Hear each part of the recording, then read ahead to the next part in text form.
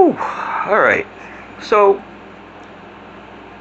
a 6-year-old got a spanking in school. Forgot what he did. This really doesn't matter. Uh, Teacher, principal, they spanked the kid. It was a little boy. 3 swats to the behind. All right. Now, this is a practice in schools. But here's the thing. Mommy was there for this one. Mommy believed it was abuse. Mommy did nothing. But let me get to that in a second. Mommy recorded it. And his mother decided to post it on social media with the caption, and I'm paraphrasing actually, my son is a sacrifice so that other children do not have to suffer this abuse. Alright, Mommy. Now I'm going to tell you how full of crap you are. 1. 2 reasons, actually. First reason being, if you believe that what was going on was abuse, and you allowed it to happen while you were there, you are just as guilty of abuse. I'm going to say it again. If you watched it and did nothing, you were part of it. Oh, but you videotaped it. Okay, great. Now you have proof that you did nothing about it but videotaped it. But why did you videotape it? Could it be because you wanted your son to be a sacrifice for real? No. Lady, you know goddamn good and well what you're going to do. You're going to sue the school. That's right. You have turned your son, person that you're supposed to love more than anybody in the world,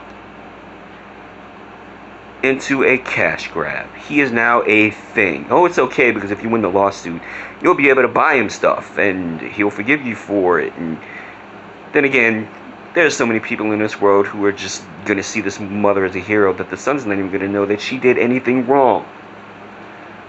Use him as an object. But what do you expect?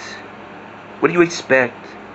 In this world where words like rape, sexism, and racism, they're stretched so thin to make the definition go beyond what it actually is. For example, Dr. Shame said that, and I'm paraphrasing again, that whenever he hears that someone was raped, he has to question whether someone actually forced himself inside of someone or if he changed positions during sex. When personally I hear someone called a racist, I have to wonder, did this person actually use a racist slur, or did he just disagree with someone who was black? Did he disagree with BLM? Did he disagree with riots? Oh, I got called racist for that one time when I said, when I said, no, these riots are wrong. I got called racist. Because for some reason, me believing that burning and looting and everything is just racist of me. Sorry, but yeah, I don't care. Point being, in the same vein, is abuse. When you ask yourself, if you ask anybody over the age of, I'll go 30. And you know what? Even those guys are starting to become a little snowflakey. What abuse is? They'll tell you. Physical abuse. They'll tell you. You beat a kid to where they can't stand up. That is abuse. You beat a kid to where they're bleeding. That is abuse. 3 strikes to the butt is not abuse. It boggles my mind how, because this kid felt a little bit of pain for a minute or two, now all of a sudden their lives are just destroyed. That is not the case. And then there's this whole thing about, well, if you get spanked, you're going to grow up to be an abuser. That's not true. That is not true.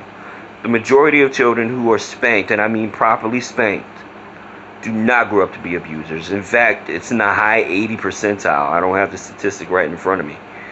But in the high 80 percentile, kids who are properly spanked will tell you, no, I am not an abuser, and if you look at their criminal records, they pretty much have no violent offenses, especially against a partner or a child. People who are abused may tend to abuse. But then again, not even that statistic is consistent, because kids who abuse, kids who are abused tend to realize how horrible their lives were and not want to force that on the people that they love. So, no, that's not always the case. Yes, their sense of how to discipline may be off, but that doesn't necessarily guarantee an abuser. Again, these are these snowflakes who are trying to create statistics that don't even exist. And the point of this video really is a couple of things. First of all, you have to understand what abuse is and what it isn't. You have to understand that no, putting kids in timeout for an hour is not abuse.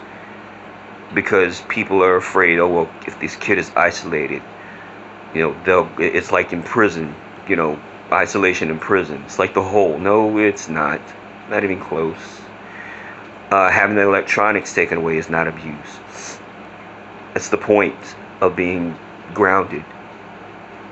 Oh my God, you took their phone, they can't contact their friends. Well, that's kind of a good thing. Because when you're grounded, you're not supposed to be able to play on your electronics and talk to your friends. And just in the same vein as this, 3 strikes hit a butt. Oh my God, it's abuse. They'll remember that forever. You really think I remember every time I got spanked? Seriously, I don't. And I got spanked a lot as a kid, mostly from my mouth. But I did. You know what? I have no criminal record. I'm a really good person. Whether you agree with me or not, most people who know me will tell you that I am a good person. And when I mean most, I mean 9 out of 10. So, there's that. And secondly, y'all need to wake up and understand why this is more about the mom's doings than the school's doings. Because the school did what was in their policy to do. Mama knew about the policy. Mama decided to then take that policy and try to flip it so that she could financially gain off of it by using her son as a pawn, not a sacrifice, a pawn in her little game to get gain. So, who's really wrong? The school that mommy thought were abusing her kids, or mommy who sat down and watched it take place in order for her to sue and get money? So, ask that question. Hit me back in the comments and let me know what y'all think. Till then, y'all have a great Cinco de Mayo. I love y'all. Peace.